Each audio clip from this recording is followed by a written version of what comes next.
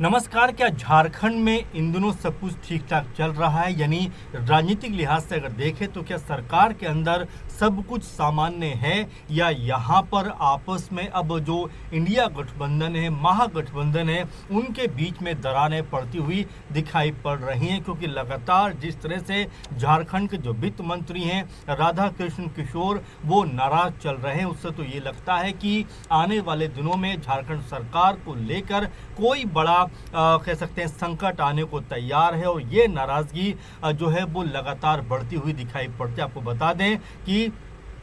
जो वित्त मंत्री हैं राधा कृष्ण किशोर, इनकी नाराजगी सिर्फ डीजीपी और वित्त विभाग के संयुक्त सचिव से नहीं, बल्कि अब ये बात लगातार आगे बढ़ती हुई दिखाई पड़ रही, क्योंकि उन्होंने अपनी जो सुरक्षा है उसको लौटा दिया है और अगले 2-3 दिन बाद खुलकर अपनी बातों को रखने का संकेत दिया। यानी अब ये पूरा मामला जो है वो लगातार पेचीदा होता चला जा रहा है और संकेत ऐसे मिल रहे हैं कि क्या अब जो गठबंधन है उसमें भी कोई बड़ा आपस में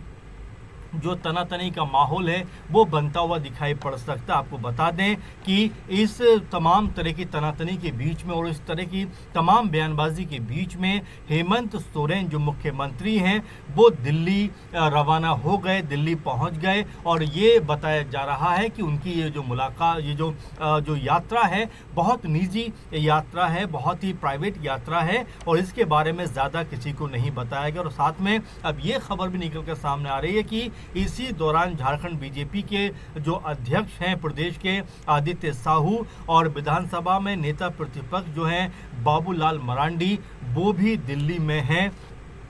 इन दोनों की नेता जो हैं बीजेपी के बड़े नेता हैं, दोनों एक प्रदेश के अध्यक्ष हैं और दूसरे विधानसभा में नेता प्रतिपक्ष हैं। इनकी मुलाकात जो है बीजेपी अध्यक्ष नितिन नवीन से होती है और ये मुलाकात जो है इसको लेकर कई तरह की अब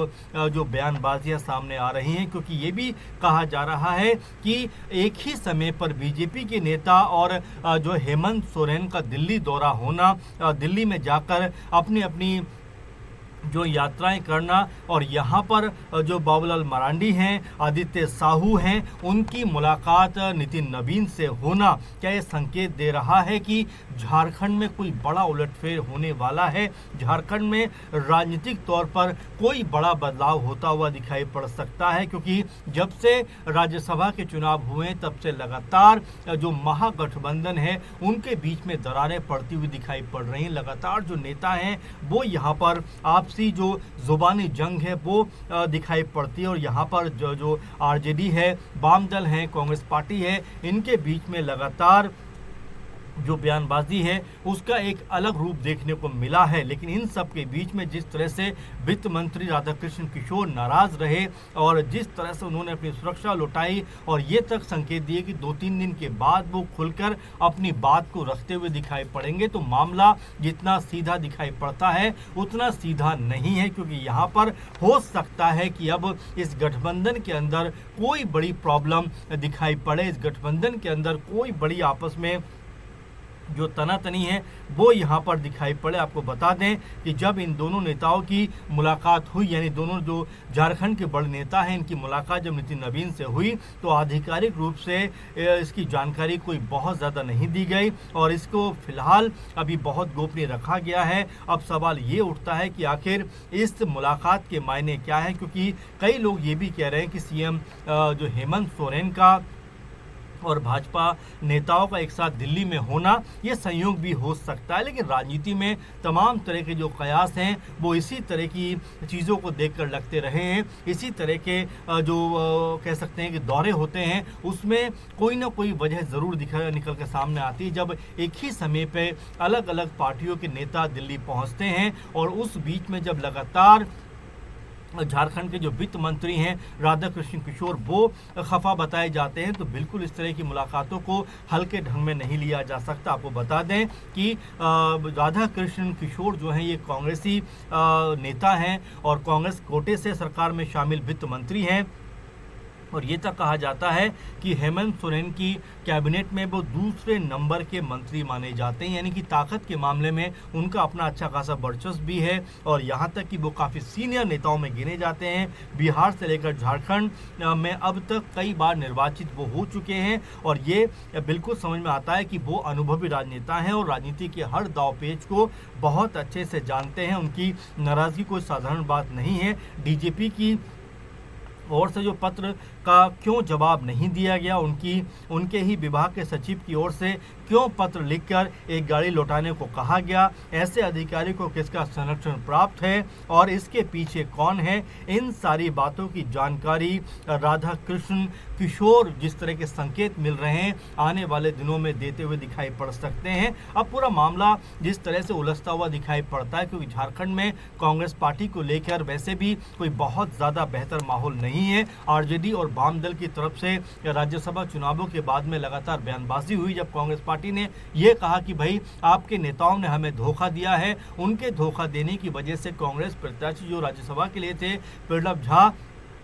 उनकी यहाँ पर हार हो जाती है और उसके बाद में आरजेडी और वाम दल के ऊपर कांग्रेस पार्टी की तरफ से जमकर निशाना साधा जाता है। वहीं आरजेडी भी लगातार कांग्रेस पे पलटवार करती है कि आप अपने नेताओं को संभाल नहीं पाते। बिहार हो, जो है उड़ीसा हो, हरियाणा हो, तमाम जगह पर आपके जो विधायक है वो जो क्रॉस वोटिंग करते हुए नजर आते हैं, पाला बदलते हुए नजर आते हैं। तो ऐसे में आपका अपने विधायकों पर तो बस नहीं चलता, लेकिन आप दूसरे दलों को लेकर इस तरह की बातें करते हैं। जबकि आरजेडी ने कहा कि हमने जो वोट है वो बिप्लब झा को ही दिया। अब ऐसे में इसको लेकर तमाम तरह की जो बयानबाजियां हैं वो चलती हुई दिखाई पड़ी। वाम दल ने यहाँ तक कहा कि कांग्रेस पार्टी को अपने गिरेबान में झांक कर देखना चाहिए। उनको पहले ये तय करना चाहिए कि क्या उनकी तरफ से तो कोई जो है यहाँ पर पाला किसी ने नहीं बदला है, क्या उनकी तरफ से तो जो विधायक है उन्होंने तो ऐसा नहीं कि किसी और को वोट दे दिया। इस तरह की बातें उस समय होती हुई दिखाई पड़ी और इसी कड़ी को कड़ी अगर जोड़कर देखा जाए तो यहाँ पर राधा कृष्ण किशोर जो नाराज चल रहे हैं, क्या ये नाराजगी जो है वो सरकार को जो है बैकफुट पे लाने का काम करेगी? क्या यहाँ पर हेमंत सोरेन जो दिल्ली गए हैं, क्या वो इसी बात को लेकर गए हैं कि अगर कांग्रेस पार्टी अलग हो जाती है तो सरकार की संभावनाएं किसके साथ बनाई जाएं? क्योंकि बीजेपी पहले भी इस बात का ऑफर दे चुकी है, पहले भी इस तरह की बातें सामने आ चुकी हैं कि हो सकता है कि झारखंड में भी बीजेपी और जेएमएम का गठबंधन होता हुआ दिखाई पड़ा। असम चुनाव में हमने देखा जहाँ पर जेएमएम के उतरने के बाद बीजेपी को अच्छा खासा फायदा हुआ। उसके बाद में ये तमाम सारी बातें कही जाने लगी कि क्या जेएमएम अब बीजेपी के पक्ष में तो नहीं जा रही, क्या कांग्रेस पार्टी के साथ में जो अलायंस था क्या वो ख़त्म तो नहीं हो रहा झारखंड में? क्योंकि सीट बंटवारे के वक्त भी लगातार इस बात को लेकर चर्चाएं थी कि जेएमएम पार्टी जो थी वो ज़्यादा सीटों की मांग कर रही थी, लेकिन कांग्रेस पार्टी ने 4-5 सीटें देने की बात कही असम में और उसके बाद दोनों जो है अलग अलग होकर चुनाव लड़ते हैं और इसका खामियाजा कांग्रेस पार्टी को भुगतना पड़ा, क्योंकि उनकी यहाँ पर कई सीटों पर जो हार हुई उसमें जेएमएम का भी बड़ा हाथ माना गया और उसको लेकर तमाम तरह की बयानबाजियां भी होती हुई दिखाई पड़ी। लेकिन अब ये मामला जो